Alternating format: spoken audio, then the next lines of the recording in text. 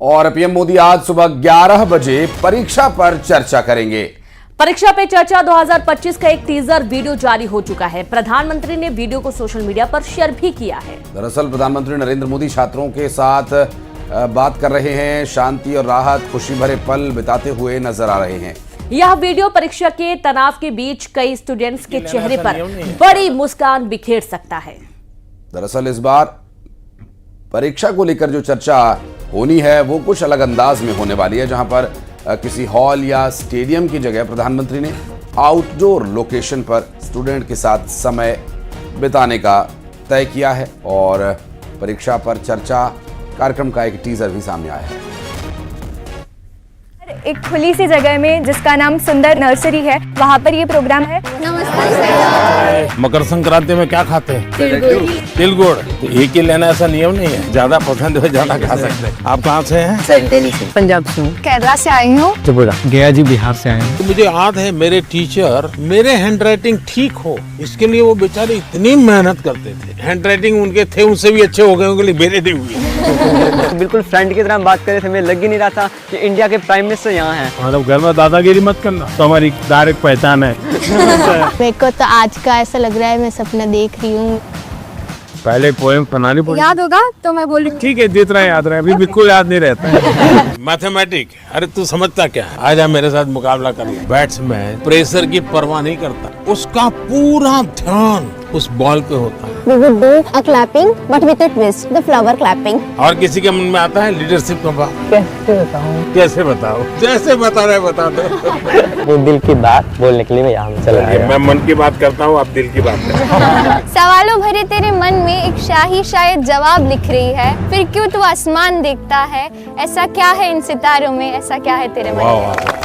बहुत अच्छे से उन्होंने हमें समझाया कैसे एग्जाम का स्ट्रेस नहीं लेना है हम लोग को। मेडिटेशन करना है। Yes sir. स्पेशली जब उन्होंने कहा कि जो फाउंटेन था उसको ऑब्जर्व करो और आपके दिमाग में क्या चल रहा है उसको भी ऑब्जर्व करो।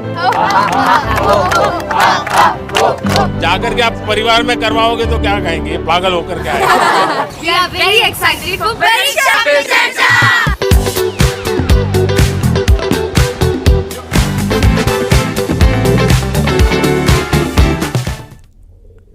तो वहीं आगे बढ़ेंगे और बीजापुर की बात करेंगे, जहां बीजापुर में इंद्रावती नेशनल पार्क इलाके में सुरक्षा बलों ने मुठभेड़ में 31 नक्सलियों को मार गिराया है। ये सभी 31 शव रिकवर कर लिए गए हैं। मरने वालों में 11 महिला नक्सली शामिल है। फिलहाल सर्च ऑपरेशन जारी है। इस मुठभेड़ में डीआरजी और एसटीएफ के एक जवान शहीद हुए, तो वहीं 2 जवान घायल हुए हैं, जिन्हें एयरलिफ्ट कर रायपुर लाया गया है और उनकी हालत अभी फिलहाल खतरे से बाहर है। तो वहीं शहीद जवानों का गम भी है और मरने वाले नक्सलियों के शव पुलिस लाइन लाए गए हैं। बीजापुर से ये तस्वीरें सामने आ चुकी हैं और इन तस्वीरों को देखकर जाहिर है कि अब नक्सली मोर्चे पर जो एंटी नक्सल ऑपरेशन चलाए जा रहे हैं उनका ये प्रभाव अब कोर एरिया में, जहां नक्सलियों का गढ़ कहा जाता है, उस गढ़ में घुसकर उस गढ़ को ढहा रहे हैं सुरक्षा बल।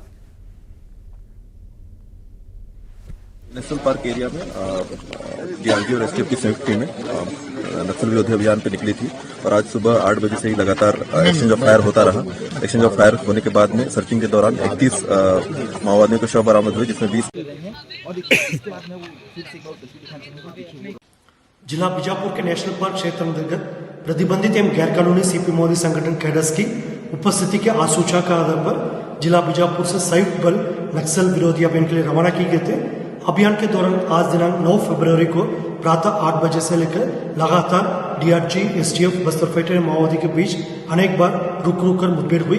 मुठभेड़ के उपरांत इलाके के सर्चिंग में अब तक कुल 31 माओवादियों का डेड बॉडी रिकवर की गए थे। और बालाघाट में भी मानागढ़ जंगल में पुलिस और नक्सलियों की मुठभेड़ हुई है। मुठभेड़ की तस्वीरें भी सामने आई हैं और यहां पर जंगल में जवानों को देखकर नक्सलियों ने फायरिंग की, जिसका जवाब हॉक फोर्स और सीआरपीएफ के जवानों ने दिया। जवाबी कार्रवाई में नक्सली जंगल में भाग गए। कुछ नक्सलियों के घायल होने की भी संभावना है और नक्सलियों की तलाश में पुलिस के जवान सर्च ऑपरेशन चलाए हुए हैं। तो वहीं जंगल में 10 से 15 नक्सलियों के होने की सूचना मिली थी। जंगल से बैरल, ग्रेनेड लॉन्चर और नक्सलियों की दैनिक उपयोग की सामग्री भी बरामद की गई है। और यहाँ पर आप देखिए, तस्वीरें भी आपको दिखा रहे हैं। जो सामान बरामद किया गया है, जिसका ये इस्तेमाल करते थे, ये भी टीम को मिला है।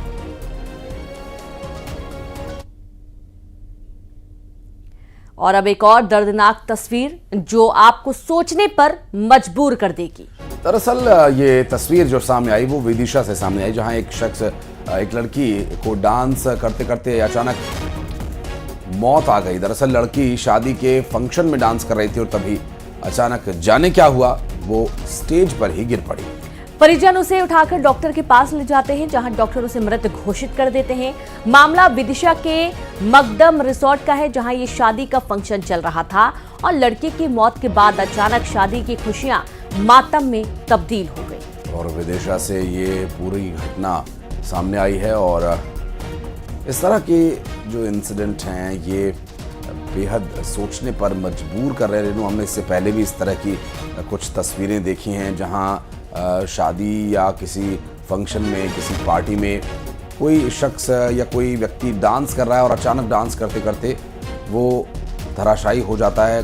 क्या कारण आते हैं बाद में, कोई कार्डियक अरेस्ट, कोई हार्ट अटैक। लेकिन ये अचानक एक बहुत ही यंग लड़की है, बहुत कोई एज इसकी ऐसी नहीं है जिससे ये कहा जा सके कि शारीरिक रूप से कोई कमज़ोर है। आप देख सकते हैं कि डांस कर रही है और डांस करने के लिए अच्छी फिटनेस की आवश्यकता होती है और वो भी यहाँ पर दिखाई दे रही, लेकिन अचानक ये घटना सोचने पर मजबूर करती है।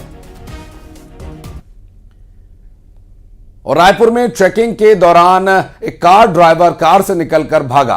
बाल बाल बचे सीएसपी और एसएसपी। चेकिंग के दौरान टला बड़ा हादसा, कार का पीछा कर सीएसपी एसएसपी ने पकड़ लिया और पुलिस ने कार को भी जब्त कर लिया है। और तस्वीरें आप देखिए किस तरह से, जहां रायपुर में चेकिंग के दौरान कार लेकर भागता हुआ ड्राइवर नजर आया है। और ये जो पूरी घटना है सीसीटीवी कैमरे में रिकॉर्ड हो गई। रायपुर से ये पूरा मामला सामने आया, जहां सीएसपी और एसएसपी ने पीछा करके उसे धर दबोचा।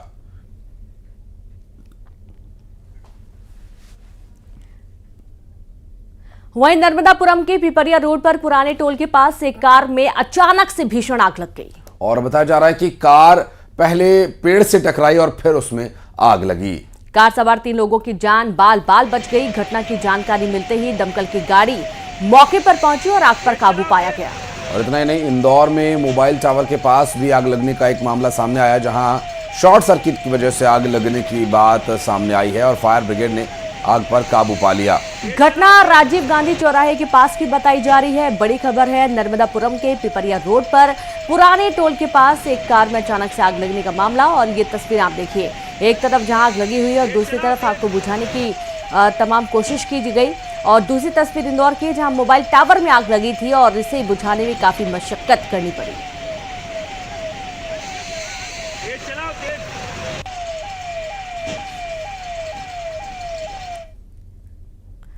तो वहीं जबलपुर से मानवता को शर्मसार करने वाली एक तस्वीर सामने आई है। दरअसल एक बुजुर्ग को अपनी बीमार बहू को अस्पताल से घर ले जाने के लिए एम्बुलेंस नहीं दी गई, तो बुजुर्ग ने अपनी बहू को गंभीर हालत में स्ट्रेचर पर लेकर ही अस्पताल से घर ले जाने का तय किया।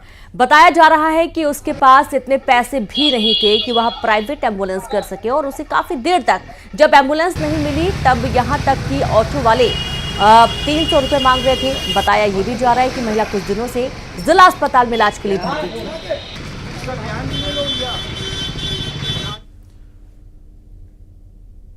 और बढ़ते आगे अगली खबर राजधानी भोपाल से, जहां राजधानी भोपाल के मोती नगर में प्रशासन ने 110 दुकानों पर बुलडोजर चला दिया। अतिक्रमण की कार्रवाई के बाद दुकानदार और रहवासियों का दर्द छलक आया। उन्होंने कहा कि हम 40-50 साल पहले यहाँ आकर बसे थे, काम धंधा कर रहे थे और रह भी रहे थे। उनका कहना है कि हमारे पास कोई जमीन जायदाद नहीं है। और इतना ही नहीं, उनका ये भी कहना है कि अब हम कहाँ जाएंगे। शासन और प्रशासन से व्यवस्था करने के लिए मांग की गई है। व्यवस्था कुछ व्यवसाय की हो जाए, कुछ रहने की, तो उनका काम चल जाए, ऐसा यहाँ से हटाए गए लोगों का कहना है।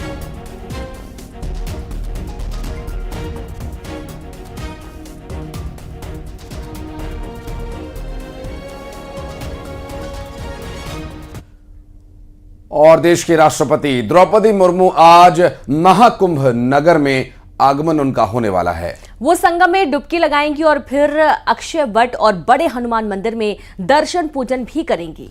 करीब 5 घंटे का उनका महाकुंभ नगर में कार्यक्रम है। राष्ट्रपति सुबह 11 बजे प्रयागराज पहुंचेंगी और रात 8 बजे तक यहां रहेंगी।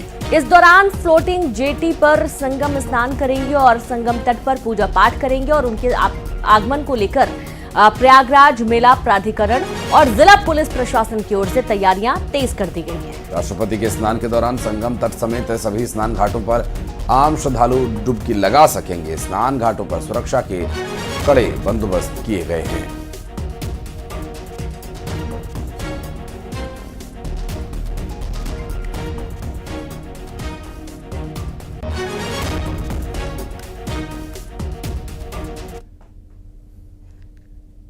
संगम की रेती पर महाकुंभ का आयोजन हो रहा है। महाकुंभ में देश के कोने कोने से लोग आ रहे हैं। संत, महात्मा और कई तरह के धार्मिक अनुष्ठान करने के लिए यहां पर साधु सन्यासी पहुंचे हैं। महायज्ञ हो रहा है। महाकुंभ मेले के सेक्टर 14 में श्री वैष्णव आश्रम वेंकटेश चैरिटेबल ट्रस्ट की ओर से एक खास अनुष्ठान किया गया, जो कि विश्व की मंगल कामना और प्रदूषण मुक्त के लिए किया जा रहा है। 11 दिवसीय इस अनुष्ठान में 30 लाख गायत्री मंत्रों का जाप और 2,40,000 आहुतियां डाली जा रही हैं।